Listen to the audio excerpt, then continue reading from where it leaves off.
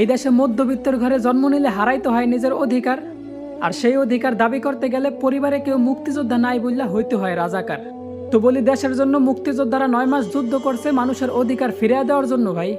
সব সুযোগ সুবিধা শুধু তার 14 গোষ্ঠীরই দেওয়ার জন্য বললা যায় নেই।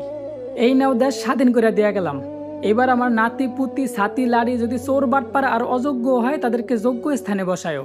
রক্ত দেওয়ার সময় কোনো মুক্তিযোদ্ধাই কিন্তু এই কথা বললা যায় নেই, বরং মানুষ যাতে তার যোগ্য অধিকার ফিরে পায় সেই জন্য হাজারো লক্ষ কোটি নারী পুরুষ রক্ত দিছে ভাই।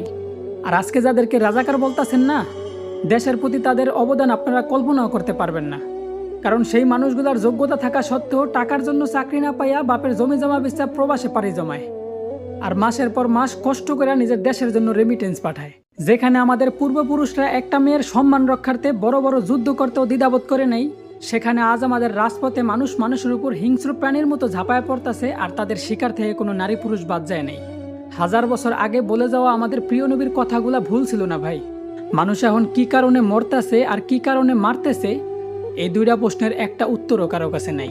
এখন বিচারকদের কানে কখনোই পৌঁছাইব না যদি বলি বিচার চাই বিচার চাই, কারণ বিচারকদের কান অনেক আগে থেকেই টাকা দিয়া বন্ধ করে দেওয়া আছে ভাই। তো পরিশেষে একটা কথা খুব দুঃখ নিয়েই বলতে হবে আমার, যে নিজের এক স্বাধীন দেশের নাগরিক হিসাবে পরিচয় দিতে লজ্জা হয় আমার।